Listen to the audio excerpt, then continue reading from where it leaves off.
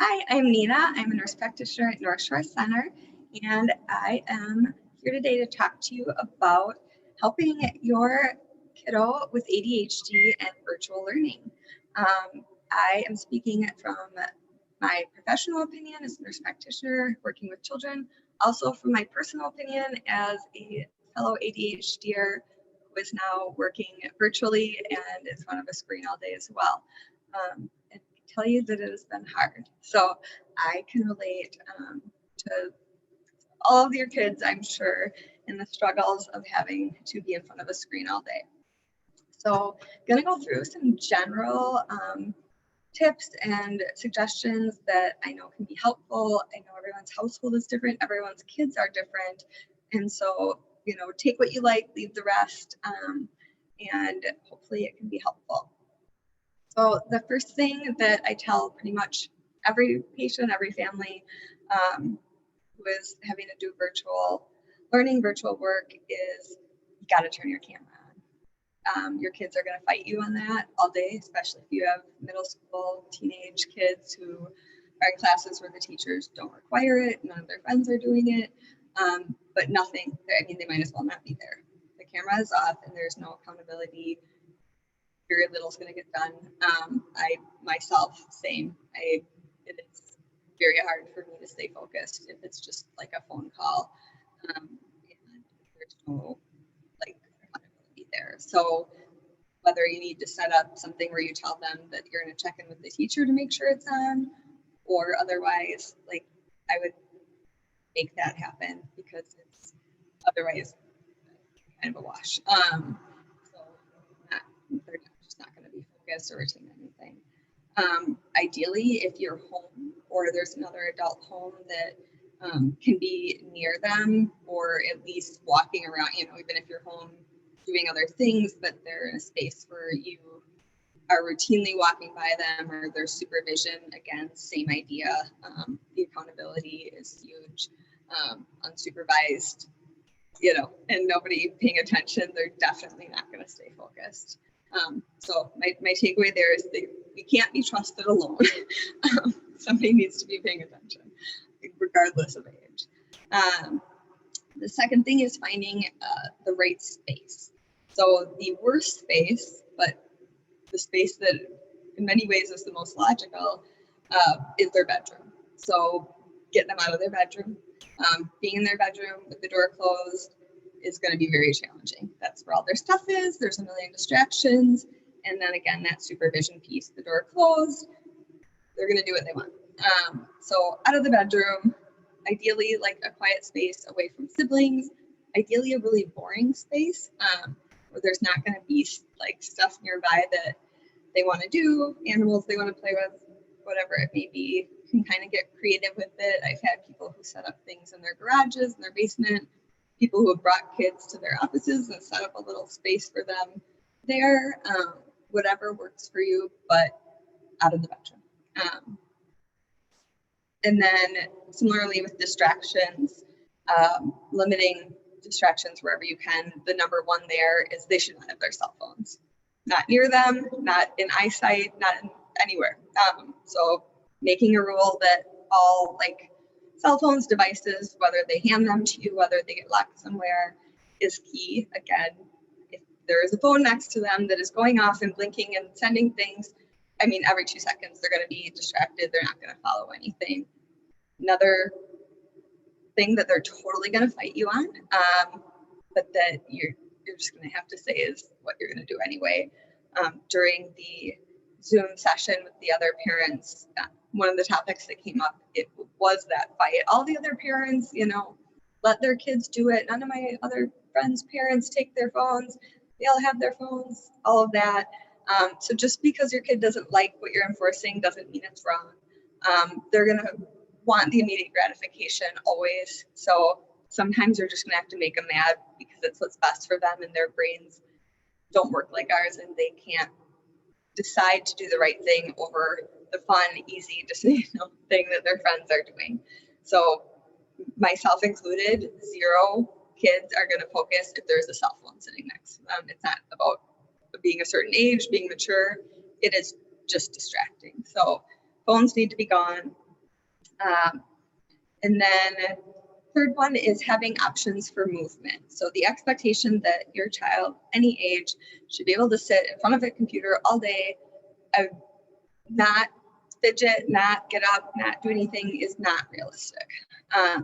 So whether it's getting like a bouncy ball chair or even just using like an exercise ball that they can sit on and move around, standing works really well. So you can set up their laptop like at a kitchen counter or island and put it on a box so it's still like face level so that they can like stand and move.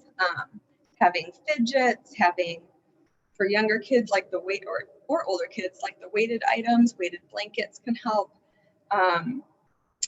For younger kids, they have like the weighted animals that you can put on their laps. So any like sensory input things usually work really well for people with ADHD and help us focus better. So a lot of times people think that, fidgeting is going to be a distraction. And so it's like, stop fidgeting, pay attention. But actually for kids with ADHD, kids, adults, anyone with ADHD, fidgeting actually helps us focus more. It's harder to do nothing and sit than it is if we have some sort of input. So you can give them a piece of Velcro, like two-sided Velcro that they are just sitting and rubbing, gum, anything in that way. It can be really, really helpful. And then always encouraging like movement breaks. So between classes, a lot of the younger kids, teachers are already doing that. But even if your kid is 16, kind of having them get up, walk around, stretch, move. There's different stretches they can do while they're sitting there, but making sure that there is room for movement and that the expectation is not that they're just going to sit there. It's fine that they're moving around. I mean, if they're like flailing and making a big distraction for the class, that's another story, but like rocking or bouncing on a ball or whatever is totally acceptable. Will be helpful for them. So the fourth thing is medication. So if your child is already on medication and is really struggling, I would definitely talk to their prescriber about increasing their dose. I have had a lot of my own patients where that has been really helpful.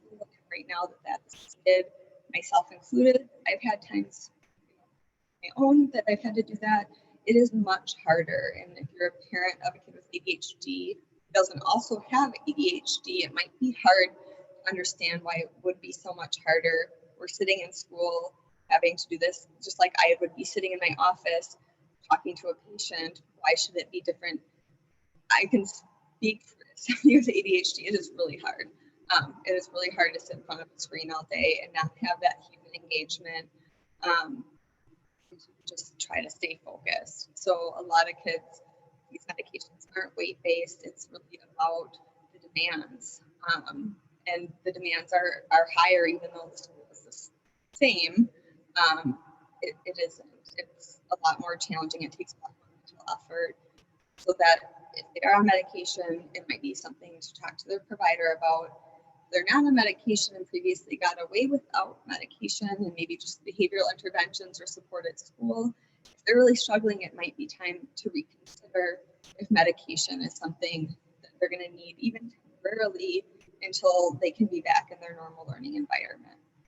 The fifth thing is asking for help from the school. What is the school's legal? You're at a public school for sure, but they have a legal obligation to support your child. So whether your kid had an IEP or 504 previously, it doesn't apply. It applies now, but it's a whole different learning environment. So the things that they might need right now are very different. And reaching out if they're struggling, reaching out and telling the school, telling them you want to reevaluate their IEP or 504, that they need additional support. That is their job. They have a right, a legal obligation to do that for you. And so not being afraid to say, like, we need more help over here, and making it their problem, not just yours. If your kid previously got away without an IEP or a 504, you still have the right now, whether they're virtual or not, to say, I would like to request an evaluation for this. My child is really struggling, and get the support you need. So they have to provide support. If your child is having a hard time, so being able to work with them, work with their teacher, like let them know, especially girls with ADHD tend to not be as obvious as boys, and their teacher may have no idea that this is even hard for them. So making sure they know if your kid is struggling so that they can help, and they can kind of check in with them during the day, or, you know, if they see, you know, that they're having a hard time staying on track, you know, they can message them or touch base with them to bring them back again. But if the teacher doesn't know, there's nothing that they can do. So letting them know. Similarly, like for a lot of these kids, they're in front of a screen all day and then they have a ton of homework, and it's just, they are like spent after being on the screen all day. You can talk to them about, is there a way they can modify the homework? Can they do less? Especially if your kid is not struggling in subjects, it's surely just the amount of time that they're having to spend now doing homework. Maybe they do every other math problem, you know, maybe assignments are shorter. They don't need to do that worksheet. It's not really that important. The teacher knows, they get that concept. They can modify those things, because the other part of this is that then you have, after this whole day of sitting, all this homework, and more sitting. And that has been extremely hard for a lot of my patients as well, where maybe homework wasn't even an issue before, and now it's like a major issue. If it is a major issue, the other thing is, it's an option. Like if you have a neighbor, if you have a cousin, whether it's virtual or in person, who can come, like not even necessarily be a tutor, like they might not need academic help, but somebody that sits with them and does homework. They're going to fight with that person a lot less than they're going to fight with you. And if you've already been home with them all day fighting back and forth about getting them to stay on their, you know, Zoom meeting or whatever it may be, you're spent at the end of the day, they're spent, and you guys trying to do homework together just might be a terrible idea. So if there's a way to find someone else, especially somebody who's younger, that they might think is cool and look up to, that even is just sitting there, what homework do you have, and then doing their own thing, taking that pressure off of you, giving you some space, might be really helpful. And that can be virtual. I've had people who are doing that virtually. They have a cousin or whoever, you know, an older sibling who's in college who does a Zoom meeting with them, and they do their homework together, or whatever it may be. You can get creative with it, but if there's a way to take some of that pressure off of you, it can definitely help everyone. So those are, I think, the main things that I talked about in the, you know, peer group today, and that I talk about with patients on a regular basis. The other part is just acknowledging that this is hard for them, changing your expectations a little bit, giving them credit for what they're doing, you know, and just verbalizing, you know, that this is hard, because it is. I mean, I am an adult and it's hard. So giving them that credit and support, for what the work that they're doing, and letting them know it's okay if it's hard, and that it's okay to ask for help, and that you guys can figure it out, and having it be less punitive if they are having a hard time. So hope that helps, and hopefully we'll be through this soon. About the virtual thing. But thank you.